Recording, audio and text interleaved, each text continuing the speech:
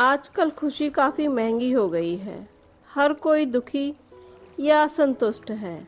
बहुत से लोगों को पता है उनके दुख का कारण क्या है, परंतु बहुत से लोगों को उनके दुख का कारण भी नहीं पता। उनके पास सब कुछ होते हुए भी वे दुखी रहते हैं। तो आइए जानते हैं उनके दुख का क्या कारण है और हम अपने जीवन को किस प्रकार आनंदमय बना सकते हैं। हमारे दुखी रहने का सबसे बड़ा कारण है कि हम जीवन के सार्वभौमिक सत्यों को स्वीकार नहीं करना चाहते। अगर हम खुश रहना चाहते हैं तो हमें जीवन के सत्यों को स्वीकार करना ही होगा।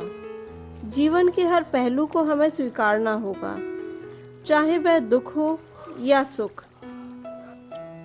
जब सुख आता है तो हम सब कुछ भूलकर उसमें खो जाते हैं, परंतु जब दुख आता है तो हम उसे स्वीकार नहीं करना चाहते।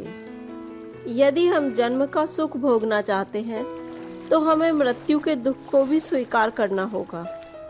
हमें सब कुछ सहजता के साथ स्वीकार करना होगा, क्योंकि अगर हम चाहें भी तो जीवन में कुछ ऐसे सत्य हैं जिनको हम बदल नहीं सकते। हमें जीवन की प्रकृति पहचाननी होगी। इस जीवन और संसार में कुछ भी सतत नहीं रहता। इस संसार में कुछ भी स्थिर नहीं है। प्रकाश और अंधेरा, दिन और रात, चांद और सूरज इस दुनिया में साथ ही चलते हैं। हमारे अंदर तुलना का भाव दुख का एक बहुत बड़ा कारण है। किसी के पास हमसे ज़्यादा धन है और संपत्ति है तो हम दुख पाते हैं। यदि हमसे कोई अधिक ज्ञानवान है या सुंदर है तो हम दुख पाते हैं। और इसी प्रकार के अनेकों कारणों से हमें दुख प्राप्त होता है। हमें इस बात को अच्छी तरह से समझ लेना चाहिए कि इस दुनिया में कोई भी सर्वज्ञ नहीं हो सकता, सर्वशक्तिशाली नहीं हो सकता। यह संसार चक्र से चलता है। किसी के पास हमसे ज़्यादा है और किसी के पास हमसे कम है।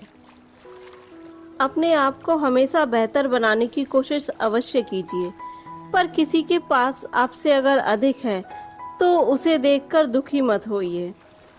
यदि आप सुखी रहना चाहते हैं तो अपने अंदर गहरे उतरिए, जानने की कोशिश कीजिए वह कौन से कारण हैं जो आपको दुखी कर रहे हैं।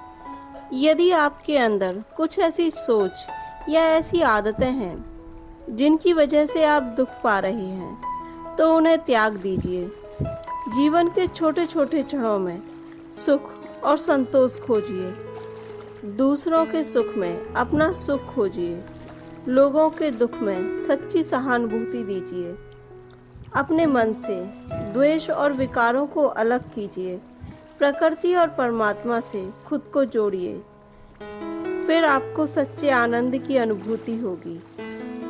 अपने मन और शरीर को पवित्र कीजिए। फिर आप अपने अंदर आनंद को बहता हुआ अनुभव कर सकेंगे। आपका जीवन सुख और आनंद से भर जाए, हम ऐसी कामना करते हैं। धन्यवाद।